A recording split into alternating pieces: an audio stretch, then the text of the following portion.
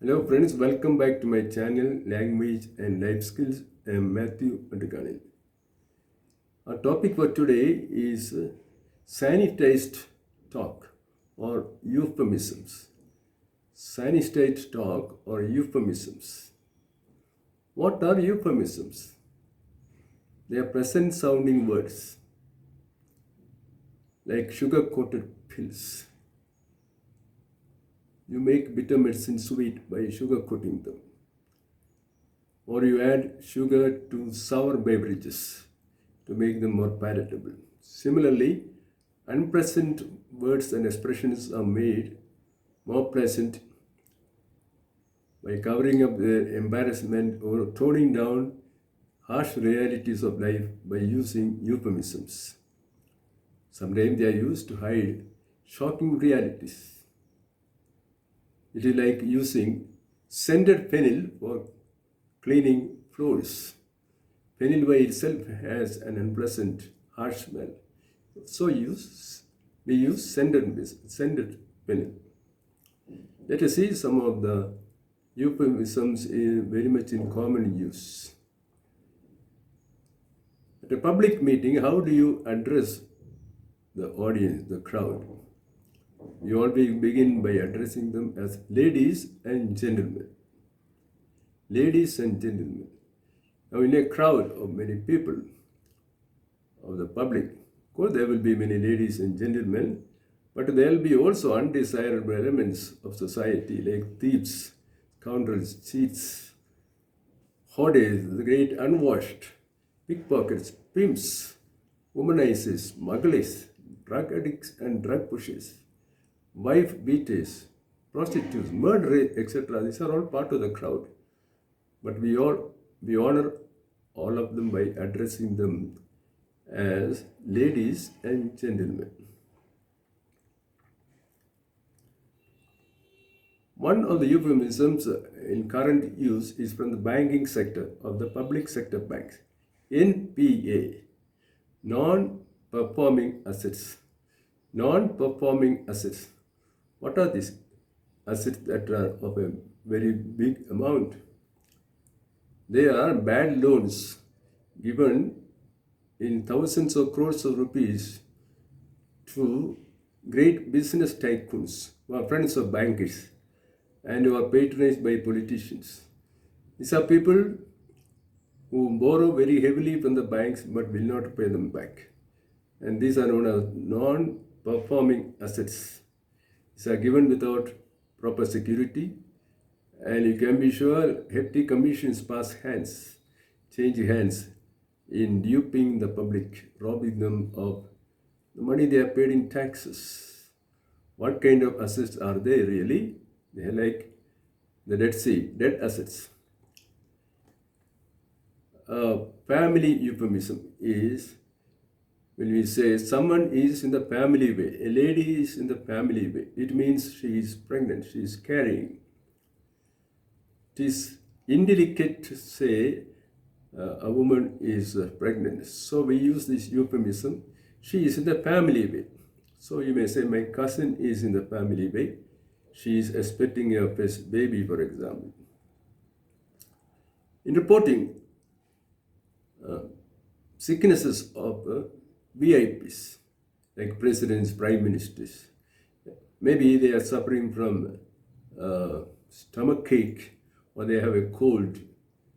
How will this be reported? It will be said that they are indisposed. They are indisposed. Means they are suffering from some minor ailment. And so it cannot be said in a raw manner as indisposed. They have a squeamish stomach, but it will be simply said as they are indisposed, so they cannot attend a function. Next one,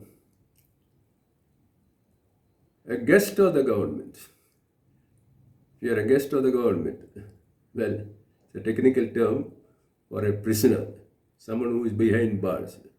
It is not an honor given to you by the government. When you are a guest of the government, your food and other basic necessities will be met by the government.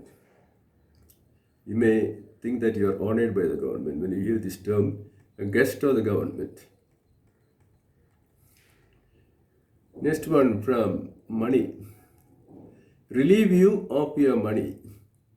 Relieve you of your money, it means steal your money. So thieves relieve you of your money and valuables. Especially on certain trains, there are gangs of thieves who are lifting luggage, ornaments, jewelry, and cash. They are relieving you of your money. It sounds as if they are taking the money for safekeeping. You may think it is like change of guards at the Buckingham Palace, where one set of guards go to relieve another set who are on duty. This next one is from the German concentration camps. Taken for special treatment. Taken for special treatment. A fine morning, guards might call some of the prisoners, call them out and say, "You come with us, we are taking you for special treatment." What does this mean? They are going to be executed. They are going to be burned in the gas chambers. But they are taken for special treatment. They say this so that these people may be saved from the horrors of these gas chambers. They will be saved from imagining these horrors of the gas chambers. So they are taken for special treatment. And so the Nazi guards have this macabre sense of humor. Next is from the world of pets. Putting to sleep a pet. You are putting your pet to sleep. It means you are administering a gentle injection to your pet to kill it.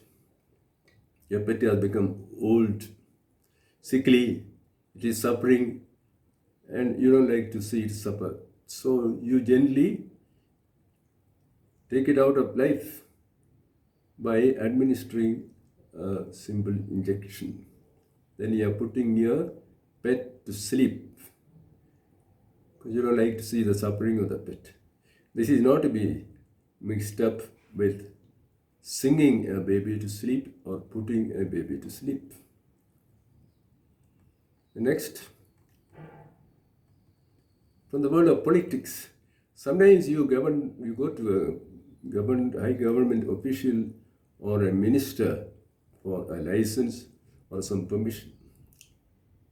And they will beat about the bush, and at the end, someone in the office will say, "You please meet the minister in the evening at his residence."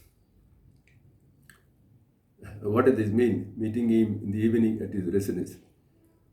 It means you go with an envelope full of currency notes or a suitcase with currency notes to be paid as bribe. That is the meaning of meeting the minister at his residence. You should not think that you are going to have a warm reception and a grand dinner there with the minister. Next, from the world of economics, we call certain people the underprivileged. The poor and the have-nots are called as underprivileged. What privileges do they really have? They are starving, they have no housing, and yet they are called the underprivileged. This is a nice way of covering up the poverty and misery of many people. Finally, there is a cluster of modern euphemisms which give status and social prestige to people belonging to minority groups like the blind, the deaf, the handicapped. The blind are known today as visually challenged. The deaf are hearing impaired, and the handicapped, they are differently abled. Similarly, certain occupations like watchman, barber, gardener, today you don't hear of watchmen, they are security officers. Barber is a hairdresser or a tonsure artist. A gardener is a landscape artist. Friends, I hope you liked this session on euphemisms. They are part of social reality, and we got to know them and recognize them. Bye. See you another time.